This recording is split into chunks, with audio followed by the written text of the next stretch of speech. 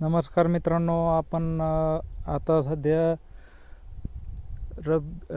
रब्बी हंगामातील तुरीची मशागत बघणार आहोत. तर याच्यामध्ये आपण 7 फुटावर तुरीची पेरणी करून घेतलेली आणि तुरीची पेरणी केल्याच्या नंतर मध्यभागी 7 फूट अंतराच्या जागेमध्ये आपण सोयाबीनचं पीक घेतलेलं आहे.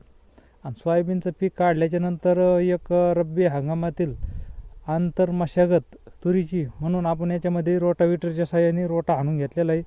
आणि त्याच्यानंतर आपण ह्याच छोटा रोटावेटरच्या साहाय्याने आपण याच्यामध्ये तुरीला पाणी देण्यासाठी असे दांड पाडून घेतलेले. हे बघा, असे सरसकट दांड पाडून घेतलेली. एकदम कामाचं यंत्र, शेती छोटं यंत्र तुम्ही बघू शकता. एकदम फडकी यंत्र आपण याला बसलेलं आहे.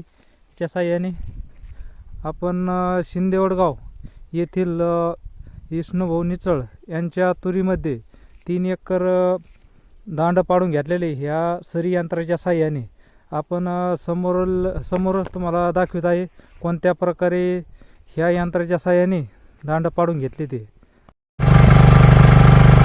तर आपण समोरच बघून घेऊ. दाबाची नाही ना.